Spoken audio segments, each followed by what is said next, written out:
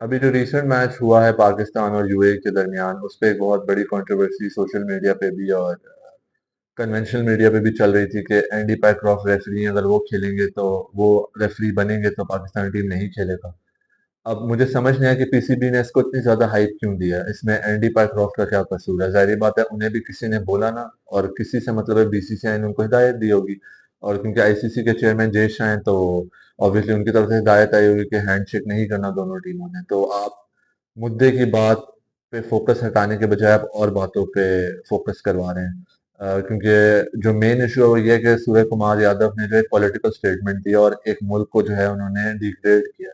तो आपको तो इस पे इशू उठाना चाहिए, असल बात तो ये है। तो अब मुझे नहीं पता ये क्या साइंस लड़ाना चाह रहे थे इस पे। खैर, आप हटाना चाहते थे, रेफरी नहीं हटा सके। आपने जिद की, लेकिन इन दी एंड फिर कोई ना कोई रास्ता निकल ही आया। उन्होंने माफी मांग ली, माफी तलाफी हो गई और मैच स्टार्ट हो गया। अब अगर यूएई से मैच के बारे में बात करें, सब पाकिस्तानी यही सोच रहे थे कि अच्छी परफॉर्मेंस देंगे और वन साइडेड ये मैच जीतेंगे। लेकिन फिर वही हुआ एज यूजुअल जो होता है।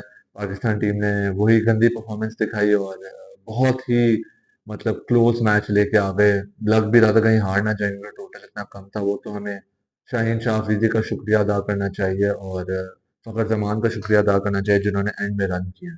वरना तो बहुत मुश्किल था कि हम 120 भी कर पाते और ये मैच कहीं ना कहीं हम हार जाते। बाकी बैट्समैनों की बात करें तो कोई परफॉर्मेंस नहीं है। साइम अयूब की बहुत ही डिसअपॉइंटिंग परफॉर्मेंस है। वो तकरीबन 3 या 4 मैच खेल चुके हैं और उनके गोल्डन डक्स आई गेस 3 है।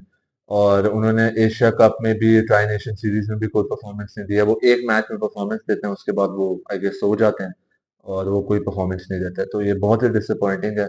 हमें साइम अयूब से बॉलिंग नहीं चाहिए। आप एक विकेट भी ना लें, आप 50 रन खाएं, लेकिन आप बैटिंग में हमें 100 रन करके दें या 50 रन करके दें, एक मैच विनिंग इनिंग्स खेल के दें, क्योंकि आपका इम्पैक्ट बहुत बड़ा है as a player. Mohammad Haris भी कुछ ना कर सके। ऑर्डर शफल करती रही पाकिस्तान टीम, कंफ्यूज नजर आ रही थी, कॉन्फिडेंस कम नजर आ रहा था। सलमान अली आगा एज यूजुअल कुछ ना कर पाए, वो भी कैप्टन इनिंग्स ना खेल पाए और वैसे ही चले गए 10-12 रन करके। अब अगर मैं इंडियन टीम की बात करूं या इंडियन गवर्नमेंट की बात करूं या उनकी आवाम की बात करूं, तो वो तो बहुत छोटे ज़र्फ के लोग हैं। देखें, वो क्रिकेट में भी पॉलिटिक्स ले आए हैं। आप मतलब मुझे समझ नहीं आता कि आप एक वॉर को, जिसमें आपको इतनी बुरी तरह डिफीट हुई, आपके 6 जहाज गिरे, आपका ब्रह्मोस का वेयर हाउस तबाह हुआ और दुनिया ऐसी गवाही देती है, पाकिस्तान को तो देने की जरूरत नहीं है और दुनिया इसको एक्नॉलेज करती है कि आपका बहुत नुकसान हुआ, और आप लोग जो है उसी तरह पट्टी बांध के ब्लाइंड फोल्ड लगा के अंधे हुए हैं। और आप जो है कह रहे हैं कि हमने उसका बदला जो है क्रिकेट मैच के थ्रू अपने पहलगाम के जो विक्टिम्स हैं उनको भी दिया और अपनी आर्म फोर्सेस को भी दिया। खैर, इनकी आर्म फोर्सेस इतनी केपेबल भी नहीं है, इसलिए जो है अपनी क्रिकेट टीम के कंधे पे बंदूक रख के जो है विक्ट्री सेलिब्रेट करें। तो मुझे हंसी आती है इस बात पे कि कितनी छोटी सोच है। और अगर आपने हाथ नहीं मिलाना था तो आपने फिर खेला ही क्यों? ऐसा तो आप खेलते ही ना। मतलब वही बात है ना, पैसा है, पैसा तो आप रोक नहीं सकते। ब्रॉडकास्टर पीछे, उन्हें पता है भाई पाकिस्तान हमें पैसा दिलवाता है, व्यूअरशिप आती है हमें जब पाकिस्तान के साथ मैच होता है। तो ये तो फिर दोगलापन हो गया। अगले मैच की बात करें जो पाकिस्तान का है, वो सुपर 4 में इंडिया के खिलाफ है। 21 सितंबर को है और संडे का दिन बन रहा है। तो उम्मीद तो हमें कोई भी नहीं है पाकिस्तान टीम से कि वो कोई परफॉर्मेंस देंगी। मतलब समझ से बाहर है कि आप, एक ही चीज है क्रिकेट जो आप खेलते हैं सारी जिंदगी, बचपन से आप वही खेलते आए हैं, अब तो आपकी वो रोजी रोटी है, उसमें भी आप परफॉर्म नहीं करे। बल्ला नहीं घुमा सकते आप, शॉट्स नहीं सही तरह खेल सकते, बॉल नहीं आप सही जगह पे फेंक सकते, तो फिर मतलब आप क्या कर सकते हैं? आपको हम तो नहीं कह रहे कोई आप जाके जंग लड़े या आप कोई इंजीनियर बन जाए, बिल्डिंग खड़ी करें। क्रिकेट है, आप खेलते हैं, आपसे बेहतर कौन जानता है?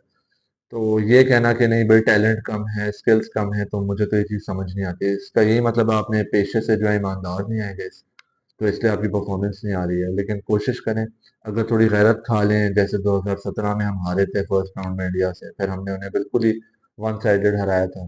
तो पाकिस्तान की भी इज्जत रह जाएगी, आपकी भी इज्जत रह जाएगी, हम भी कुछ बोलने के काबिल होंगे।